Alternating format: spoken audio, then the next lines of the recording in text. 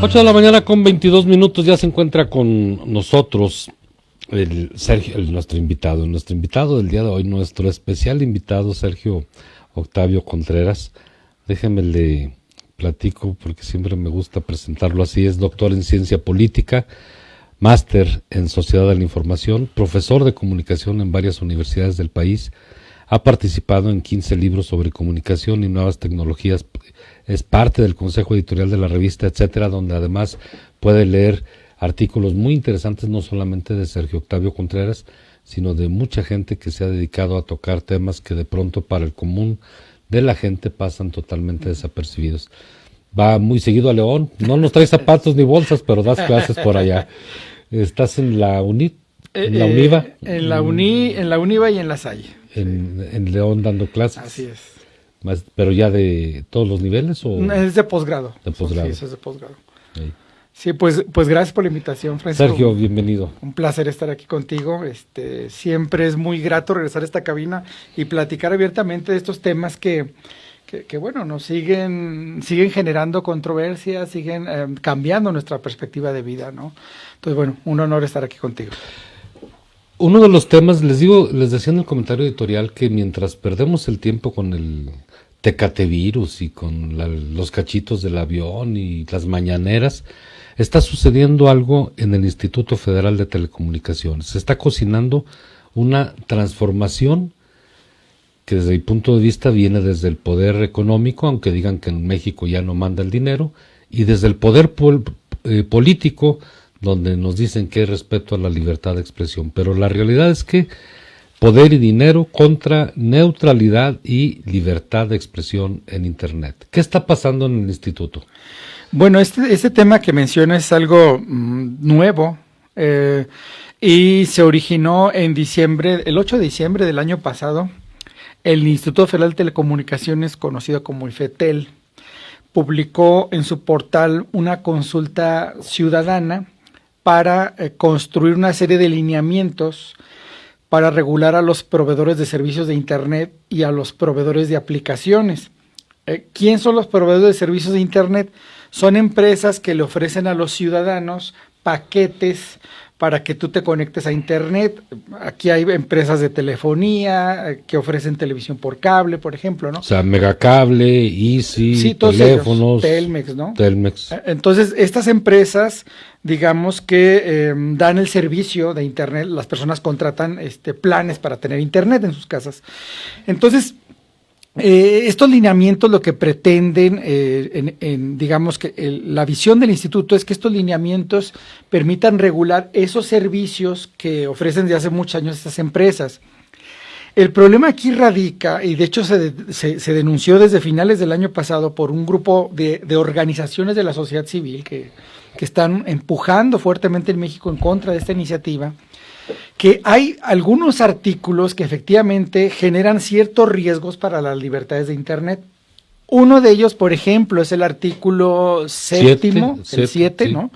El 7 establece que los proveedores de servicios de Internet, es decir, estas empresas que acabamos de mencionar, podrán ofrecer servicios diferenciados a los usuarios.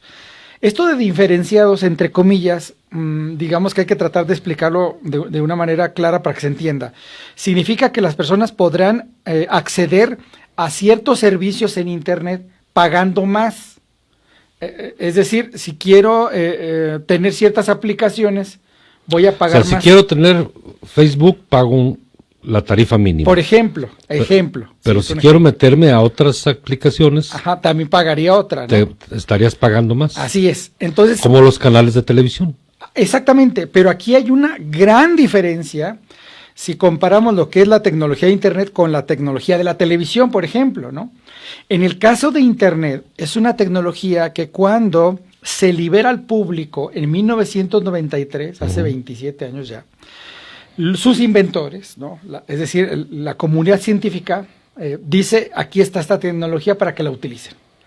Es decir, no es una tecnología patentada por nadie. O sea, Internet no es propiedad de Telcel, no es propiedad del gobierno, no es propiedad de Megacable, ¿no? Ellos simplemente administran la red, pero la red no es de ellos. La red no la genera en estas empresas. Entonces, esta tecnología, digamos que permanece, entre comillas, neutral y abierta. Entonces, si yo te envío a ti un WhatsApp, ¿verdad? Y tú me regresas un meme, pues se supone que el canal abierto donde tú y yo nos comunicamos es libre y no tiene que haber interferencias, puesto que esa carretera donde fluyen los datos no es propiedad de nadie.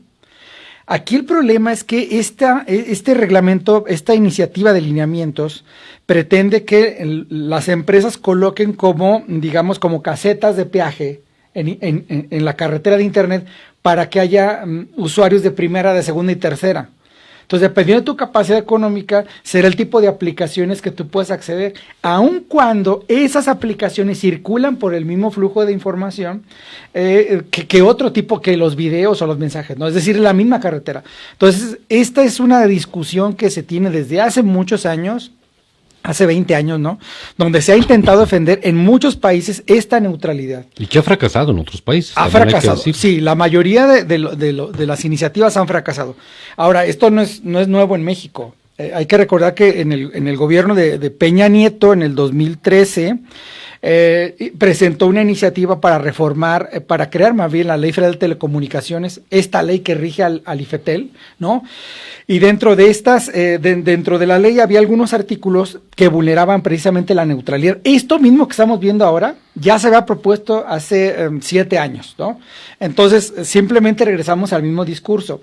En Estados Unidos hay un ejemplo de esta lucha, ¿no? Donde desde hace 15 años las empresas, sobre todo los grandes corporativos como Disney, por ejemplo, ¿no?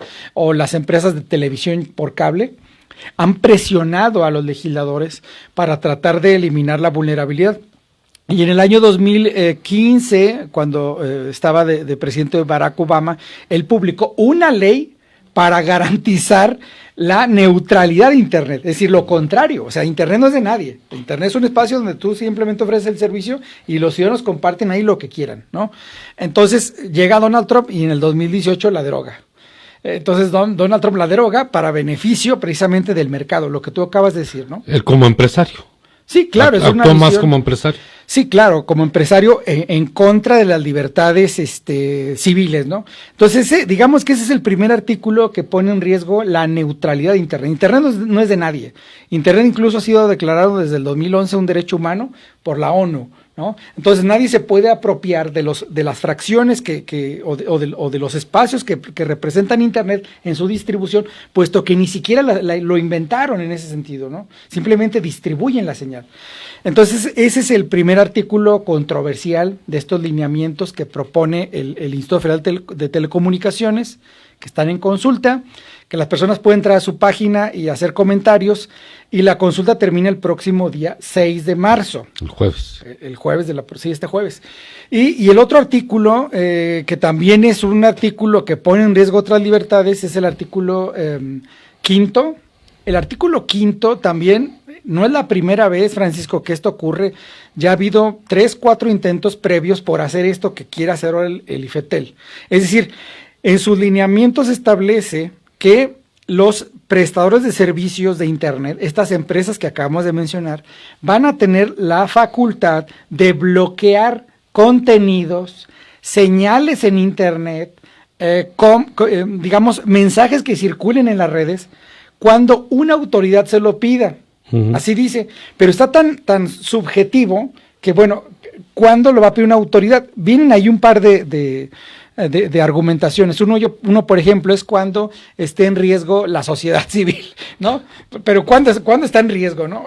Y esto en el fondo, por ejemplo, sí limita las libertades de expresión. O sea, por ejemplo, si Manuel Bartlett está enojado porque le decimos alcohólico y ratero en memes, ¿él puede ordenar que se suspenda? Bueno, no sé si él puede ordenar como quede en el reglamento, pero una autoridad, un juez, ¿no? Por ejemplo, sí puede dar la orden a una empresa de telefonía para que bloquee cierta página de Internet porque se considera que está difamando a alguien, por ejemplo, esa puede ser una causal, o porque lo que está difundiendo puede poner en riesgo la salud de las personas.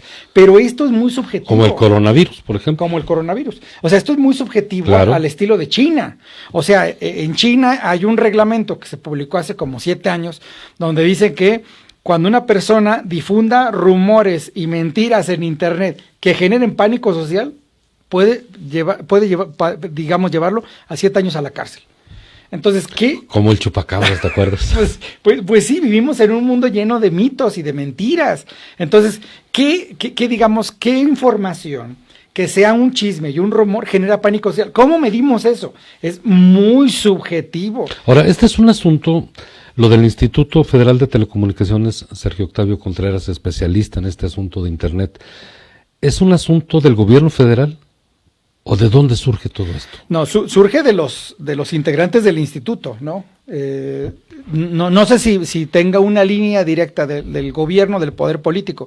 Yo más bien creo que quien está presionando para este reglamento es el poder económico. O sea, a las empresas les favorece esto, porque entonces, bueno, ¿cobran más? Pues claro, van a ganar más. Entonces, ¿quieres tener tales aplicaciones? Pues vas a pagar más. Tienes que pagar esto, ¿no? Lo hace mañosamente para que consulte la Sociedad Mexicana la página del Instituto Federal de Telecomunicaciones. Pero nadie la ve, Sergio. Sí, pues nada más los interesados. O sea, efectivamente, o sea, las personas consumen los contenidos que están en el espacio público que a ellos les resulten atrayentes, que coincidan con su ideología, con sus valores, con su educación. Lo que no me interesa y no coincide en ese marco que yo tengo, pues no lo volteo a ver y no lo consumo. Si a alguien, por ejemplo, esto ya está demostrado en las teorías de la comunicación, si a alguien le gusta el fútbol, pues va a prender la televisión los domingos para ver el partido de las Chivas o del Cruz Azul, pero... Puedes mencionar otros equipos más interesantes, el América, pues, pero si a las 4 empiezan a pasar la corrida de toros y a esta persona no le gusta, pues no la va a ver. Va a haber otra cosa. Entonces hay una serie de elementos que configuran las preferencias, los hábitos y los gustos de las personas y efectivamente, o sea, la mayoría de la gente está entretenida en otras cosas más que en asuntos importantes, ¿no? Sergio, aparte de China, ¿hay otro antecedente en algún país de esto que pudiera suceder en México? De censura. Sí, bueno, sí, hay muchos países. Bueno, de censura y de control económico. Bueno, sí, hay muchos. O sea, esto se intentó hacer en España. En Venezuela por ejemplo, en Venezuela fueron al extremo. O sea, en Venezuela no eliminaron la neutralidad de Internet para que hubiera más competidores y vendieran más contenidos, sino que más bien ahí se creó una reforma a lo que se llamó la Ley Resorte. Eso fue hace como unos 8 años, más o menos, con Hugo Chávez, donde al Estado se le dio la facultad de censurar directamente los contenidos de las redes. Entonces, dependiendo del régimen político, es también el tipo de medios que se tienen. Donde hay regímenes muy cerrados, ¿no?, que controlan, la mayoría de la información, pues estos canales nuevos de Internet, las redes sociodigitales están prohibidas, son censuradas, los cibernautas son perseguidos, los blogueros están en la cárcel.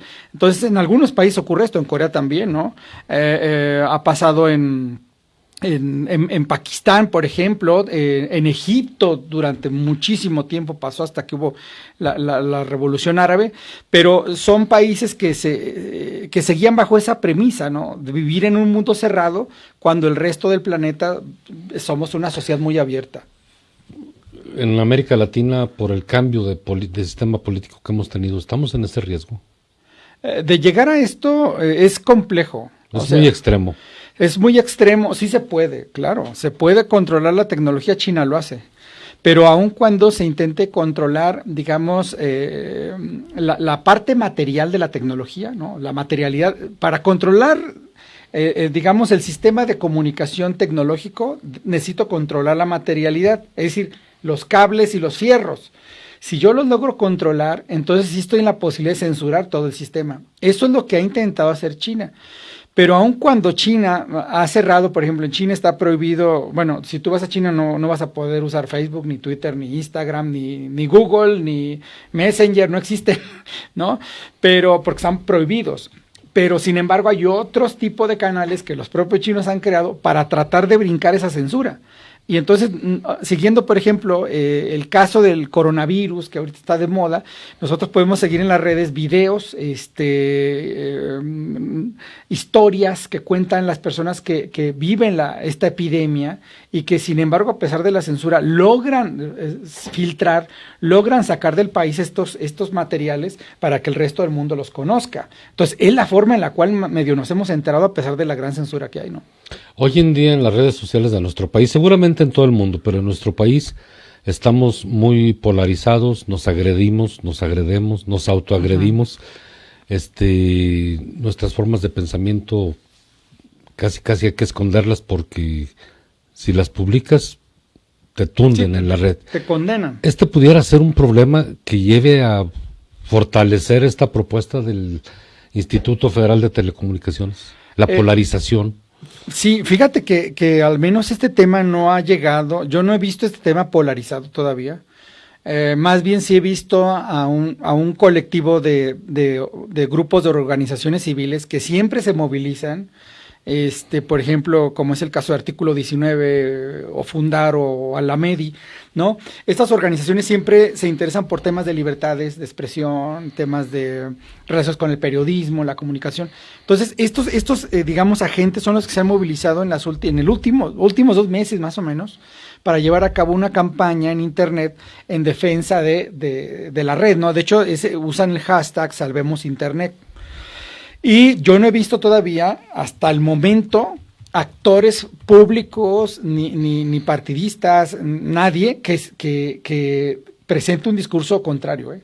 O sea, yo no he visto a alguien que salga a defender los lineamientos del IFETEL. Nadie. No he visto ningún comentario. Bueno, evidentemente, pues, porque estás poniendo en riesgo una base material de la cual ni siquiera eres dueño, ¿no? Entonces, los argumentos no existirán en ese sentido, y yo no he visto esa polarización ahí. Pero la polarización sí existe, como tú dices, existe un distanciamiento de la sociedad, pero creo que este distanciamiento se da de muchas formas y aparece de varias maneras, ¿no?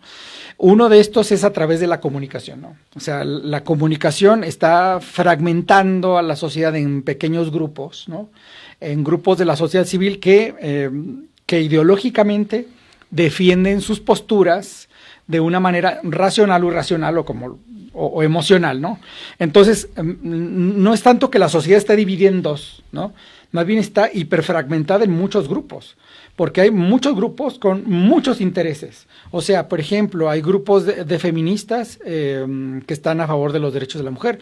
Hay otros grupos de feministas dentro de eso, del feminismo, que están a favor del aborto. Hay otro grupo de mujeres feministas que están a favor de la pena de muerte. O sea, hay una gran variedad de grupos y no podemos también decir que la sociedad está dividida solamente en dos bandos, sino que cada grupo, más bien, dependiendo de ciertos factores como los valores, la forma en la que vive, ¿no? o interpretan la realidad, pues defiende sus propios principios. Y lo mismo vemos en el campo político, esta fragmentación social donde, bueno, o eres negro o eres blanco, ¿no? Parece ser que no se puede ser de un tono intermedio, tienes que estar del lado de un bando. Y los que no están del lado de un bando, o sea, los que son, digamos, están entre los claroscuros, porque se puede estar en ese espacio, pues simplemente son arrastrados a alguno de los bandos. Sí.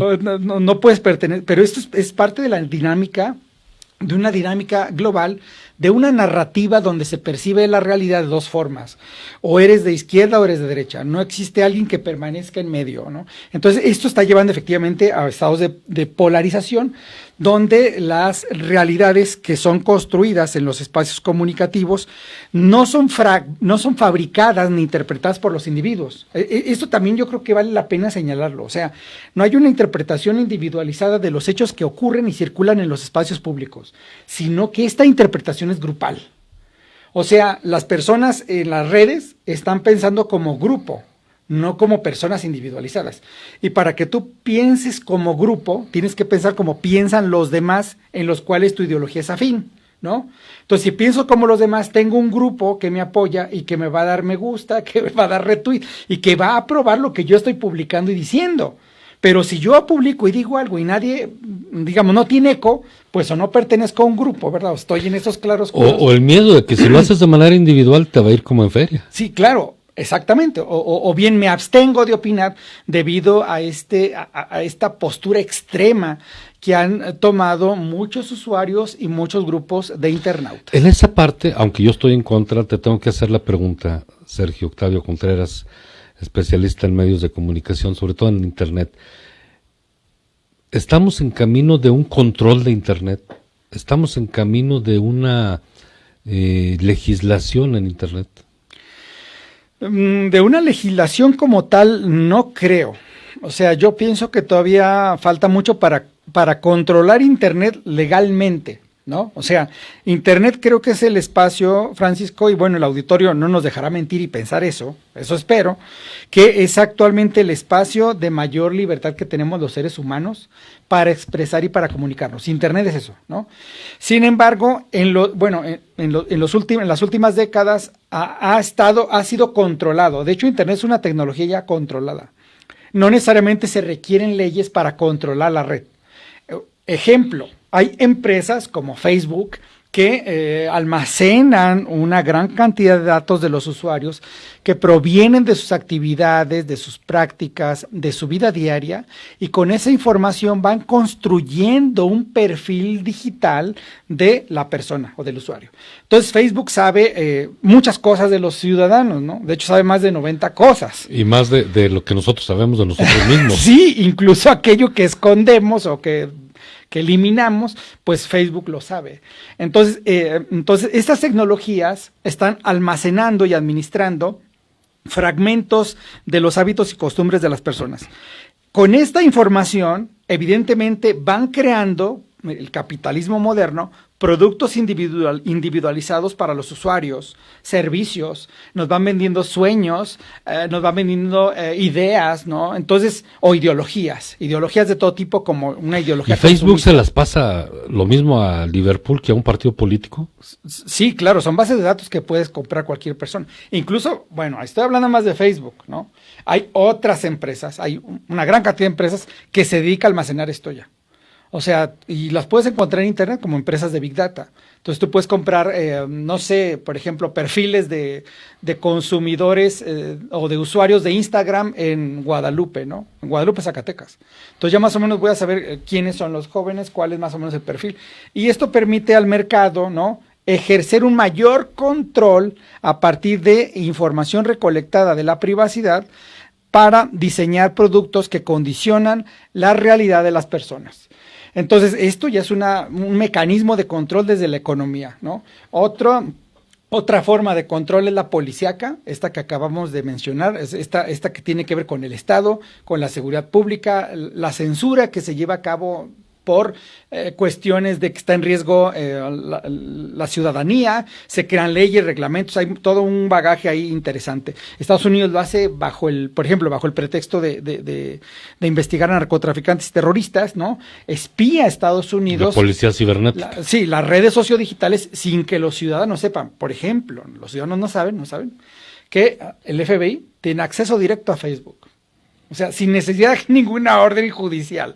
Los agentes del FBI están viendo en Facebook lo que están haciendo las personas. Entonces, ¿los podemos mandar saludar desde aquí? Sí, ¿no? Si quieren, salúdenlos por el simple hecho de que hay en el ciberespacio, en este espacio público, hay un gran riesgo latente, ¿no? Ese es el argumento, de que ya hay personas peligrosas, ¿no? Entonces, bajo ese argumento, hay un espionaje de parte del Estado, de los gobiernos, y por el otro lado, hay un gran espionaje por parte de las empresas con fines económicos. Ese espionaje y esas actitudes sí nos van a llevar a un control cercano.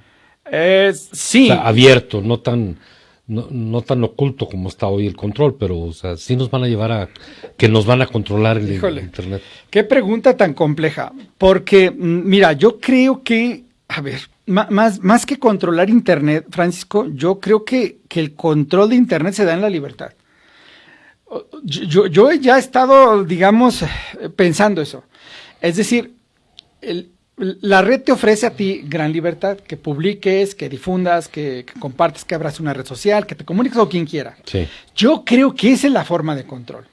Es decir, la forma de control de la sociedad moderna no está en la creación de leyes para limitarte a ti la libertad, sino más bien está en otorgarte libertad para que tú con la libertad que tengas hagas, entre comillas, lo que tú crees que vas a ser libre.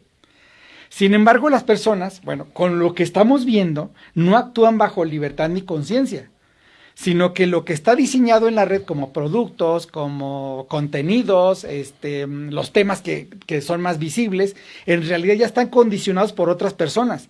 Entonces, si tú entras a Twitter, ¿no?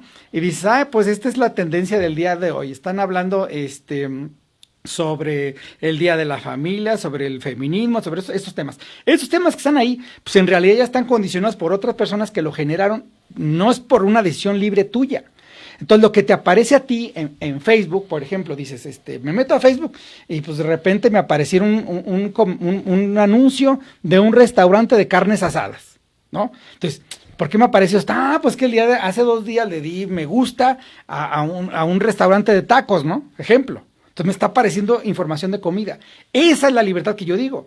En realidad no hay libertad ahí de decidir lo que yo quiero, sino que si bien yo decido lo que quiero, lo que aparece ahí condicionado, entre comillas, aparece como si fuera libertad. Entonces yo creo que más bien el mecanismo de control de esta sociedad de la comunicación es a partir de la libertad.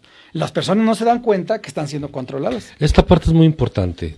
Tú perteneces a una generación intelectual, pensante, dedicada a la investigación, al estudio en redes sociales. Los jóvenes que vienen atrás de ti también son gente, bueno, pues obviamente con muchas capacidades, ya vienen con el chip integrado, pero luego también dan la idea, dan la imagen que estos temas no les interesan mucho.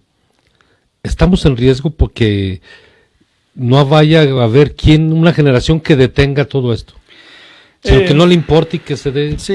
Sí, bueno, eso que mencionas es algo interesante y creo que tiene que ver con la forma en la cual está configurada nuestra sociedad. Mira, tú y yo venimos de una sociedad de los medios de comunicación tradicionales. Yo crecí viendo televisión, mi papá compraba el periódico, ¿no? Entonces tenía una bodega ahí con una pila de periódicos. Ahorita ya no existe eso lo traigo aquí en el teléfono, 100 periódicos, ¿no? Entonces, esa materialidad, al menos en nuestra generación, nos permitió ver la vida de una forma lineal distinta, ¿no? Lineal me refiero a que para tú informarte de los hechos tenías que seguir un proceso. O sea, si yo quería estar informado, pues tenía que prenderle al noticiario. Recuerdo que mi mamá escuchaba una estación de radio que empezaba a las 6 de la mañana. Tenía que prender a las 6 de la mañana al radio para estar informándome. Ya no es necesario. O sea, yo ya no dependo de ese tiempo que dedicaba, de ese proceso lineal. Entonces yo creo que a mediodía, por ejemplo, yo soy originario de León, ahí viví mi infancia y yo recuerdo que a mediodía todavía circula, un periódico que salía a la 1 de la tarde, pero ese periódico informaba lo que pasaba en la mañana, ¿no? Porque el de la mañana informaba lo que pasaba el día anterior. Entonces las personas compraban el periódico a mediodía para informarse de lo que había ocurrido en la mañana. Entonces no había, digamos, un mecanismo de que tú a las 9 de la mañana supieras lo que había ocurrido a las 8:59, sino que me tenía que esperar hasta la 1 de la tarde al puesto de periódicos para ver qué había ocurrido a las 9. Entonces, ese proceso lineal... Qué padre era eso, ¿eh? Sí, pero es un proceso lineal, Francisco, que nos llevaba a entender la realidad como algo que tenía un principio y un fin, ¿no? Ya no existe eso. Lo que existe es una hipermediación de artefactos, ¿no? Que fragmentan el tiempo, ¿no? No hay tiempo ya, y el propio espacio. Entonces, las personas se hiperinforman a través de multiplicidad de medios que van generando a cada segundo una gran cantidad de contenidos. Y al inicio de esta entrevista era algo noticia, ahorita ya es algo pasado y viejo, ¿no? Entonces, este efecto ahora está provocando una gran distracción en la focalización de los temas de las personas. Estamos muy distraídos, ¿cierto? Entonces ya no vamos lineales, ya no vamos bajo una linealidad, ¿no? Ya no pensamos en el mediodía para informarme, el informarme está ahorita. y está hace un segundo, ya me quedé desinformado. Entonces, esta sociedad llena con este ecosistema tan rico en comunicación, si bien nos ha permitido más libertad, más participación, cambiar las instituciones, cambiar los gobiernos, mejorar las democracias, todo lo que hemos visto, porque sí lo ha generado, en parte no, también se ha convertido en un espacio donde las personas se informan de tantas cosas, hay tantas cosas por informarse, que al final de cuentas terminamos desinformados. O sea, no tenemos un mecanismo todavía para discernir sobre aquella información que es importante para la toma de decisiones diarias de las personas. Ni siquiera cuál es verdadera. Y otra es esa, y otra la información que sea falsa o que no tenga canales de verificación. Entonces, vivimos en una opulencia informativa, nos quejábamos de que no había información hace 20 años y queríamos el derecho a saber, y ahorita tenemos tanta información que no sabemos cómo digerirla. Y ahora, la mayoría de esta información, Francisco, hay que aclarar una cosa, que esto sí es cierto, no es conocimiento. O sea, el conocimiento lo aprenden los chicos, se aprende en los libros, se aprende en las aulas, bajo un orden establecido. Sí estamos muy informados, pero la mayoría de las cosas que estamos informados son cosas en el fondo inútiles. Estamos entretenidos. Estamos bajo una sociedad, ahora sí, del espectáculo, ¿no? Facebook se ha convertido en eso, ¿no? La política se ha convertido en un teatro, ¿no? Entonces, las cosas, digamos, más importantes que la sociedad debería estar discutiendo, no las discute precisamente por eso que tú acabas de decir, porque hay tantos distractores, ¿no? Nos distraemos de tantas cosas que vale simplemente la pena observar cómo en nuestra vida diaria, o sea, cómo están las personas al momento de comer, ¿no? ¿Qué están haciendo? Están en el teléfono, están chateando, están subiendo fotografías a Instagram. Estamos haciendo muchas cosas al mismo tiempo, pero no focalizamos en algo. Y dos, no es algo lineal. No vemos la vida lineal. O sea, es como si pudiéramos ir al pasado y luego regresar al presente y luego ir al futuro, cuando la vida no es así, ¿verdad? Entonces, estos nuevos cambios en la forma de comunicación humana han cambiado también la forma en la cual nuestro cerebro procesa la realidad, y la realidad que nosotros tenemos es una realidad distante de la realidad mediatizada. ¿Qué quiero decir con esto? Que la mayoría de las experiencias que tenemos actualmente los seres humanos que vivimos en este planeta son experiencias mediatizadas. Es decir, sabemos muchas cosas, conocemos muchos lugares, estamos muy informados de acontecimientos, ¿no? Pero no estuvimos presentes en el momento en el que ocurrieron, sino que nos enteramos de esto producto de la mediatización de los hechos. Ahora, Sergio, regresando un poco al tema original de la entrevista, la propuesta del Instituto Federal de Telecomunicaciones trata de que los proveedores del servicio de Internet lo van a controlar o lo van a tratar de limitar para obtener una ganancia económica. Pero también hay otra parte. El presidente de la República, ya desde el sexenio pasado, pero en especial el presidente de la República actual, Andrés Manuel López Obrador, ha propuesto y ha hecho un esfuerzo a través de la Comisión Federal de Electricidad de darnos Internet gratis a los mexicanos, por lo menos a las zonas donde hoy no hay Internet. ¿Esto echaría abajo la propuesta del instituto? ¿O son cosas que van de la mano? No, son cosas distintas. Mira, en el caso de la propuesta de López Obrador, durante su campaña, en 2 ocasiones ofreció eso, que en el primer año de su gobierno todos los mexicanos iban a tener acceso gratuito a la red. Ya después, como en realidad es algo muy complejo, no es simple, dijo que iban a tardar 2 años más. Bueno, más bien es contradictorio esto. Porque en el caso de la propuesta de López Obrador es dotar de red a las personas que no tienen red. En el caso de Zacatecas, casi 6 de cada 10 personas no tienen internet, o sea, porque la mayoría vive en zonas, la mitad de la población está en zonas rurales. Pero la idea era aquí que, bueno, es que hay una, ¿cómo te diré?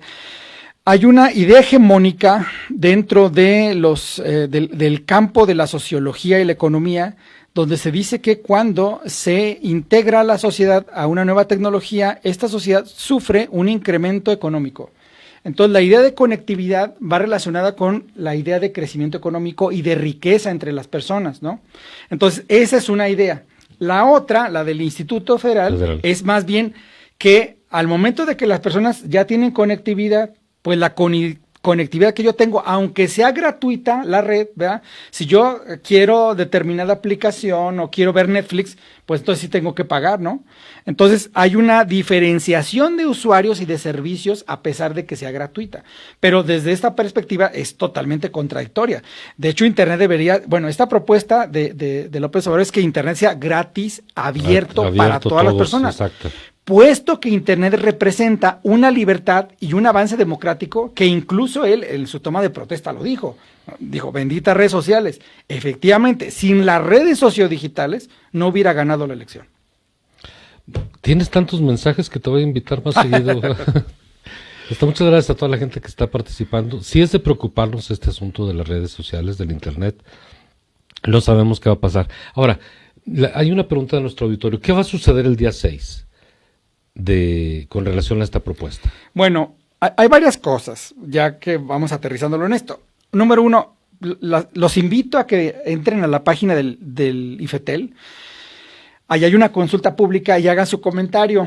Bueno, en esta capa yo he hecho varios comentarios y lo que hemos propuesto es que se eliminen esos dos artículos porque vulneran la neutralidad, porque atentan con la libertad de expresión. Eso es lo que tenemos que hacer como sociedad civil, presionar por ahí. O sea, entrar a la página del Instituto Federal de Telecomunicaciones, ahí hay un rubro donde dice, esta es lo que están proponiendo, ¿cuál es tu opinión? Así es, hay un recuadro ahí para poner tu mensaje, o incluso puedes subir hasta archivos adjuntos, si quieres subir un texto, ¿no? Entonces, lo que debemos de hacer como sociedad es defender Internet. Internet no es de las empresas, tampoco es del IFETEL, no es del gobierno ni del Estado, y decirle que no queremos eso porque estás vulnerando esto, ¿no? Entonces, ya hubo una manifestación en la Ciudad de México de esas organizaciones civiles protestando precisamente por esto. Entonces, ¿qué va a pasar después del día 6? Se supone, porque es una apertura democrática, que el instituto va a retomar los comentarios de los cibernautas que han hecho ahí para diseñar el borrador final del reglamento. Yo espero, en serio, que eliminen esos artículos. Si no los eliminan, yo pienso Quinto y séptimo. Yo pienso que si no los eliminan, pues vamos a ir a las protestas. O sea, lo que se ha hecho, lo que se hizo con Peña Nieto, ¿no? O sea, participamos los que estamos metidos en estos asuntos en cibercampañas, utilizando hashtag en contra de estas iniciativas que se crearon, ¿no? Esa es una pregunta bien interesante. ¿Cuántos mexicanos estamos en Internet y cuántos participamos en este tipo de protesta? Bueno, actualmente somos 71 millones de usuarios. Pero evidentemente es una parte mínima la que participa. Sí. Porque cuando deberíamos ser todos. Sí, porque además la gente no está informada de estos temas. O sea, estamos informados de que ganó el Real Madrid, ¿no? O de que va mejorando el América, ¿no? O sea, por no decir que perdió el América, ¿verdad? O sea, estamos informados de muchas cosas, pero de asuntos, digamos, de más de fondo que podrían vulnerar nuestros derechos humanos, pues como que no nos damos cuenta hasta que ese problema sube a la superficie, ¿no? Cuando se hace visible, como el caso de los feminicidios, entonces sí como que decimos, ¿a poco sí ocurría esto? ¿Se están matando tantas mujeres? No nos damos cuenta. O sea, estamos entretenidos en tanta dispersión que no focalizamos, ¿no? Entonces yo creo que eso es lo que tenemos que hacer. Si alguien está interesado, es una participación gratuita, puede entrar y opinar rechazar esos artículos y intentemos defender ese espacio público que es Internet, que es de todos. Sergio, nos aclaraste muchas cosas. Sergio Octavio Contreras, muchas gracias por venir esta mañana. No, gracias Francisco por la invitación, siempre para mí es un placer. Oye, hay muchos temas que hay que tratar contigo. Muchísimos. No, pues Internet atraviesa por toda nuestra vida. Prometo volver a invitar pronto a Sergio Octavio Contreras, especialista en este asunto de redes sociales, especialista en la docencia a través del Internet, en los posgrados. Ahí andamos. Y mucha gente, preparándose mucha gente, es una gran responsabilidad tuya y de muchos maestros, porque son las nuevas generaciones las que nos van a salvar de todo esto. Sí, pues nosotros ya estamos más, como 3/4, ¿no? Sí, más sí, allá sí. Que acá. Sí, ¿no? esa es la verdad, o sea, sí. Tenemos la experiencia, el conocimiento, lo que tú quieras, pero bueno, vienen nuevas generaciones. Y a ellos les toca construir el futuro de este mundo. Sergio Octavio Contreras, muchas gracias, Toño. Gracias. Vámonos, Tres Patines, córrele.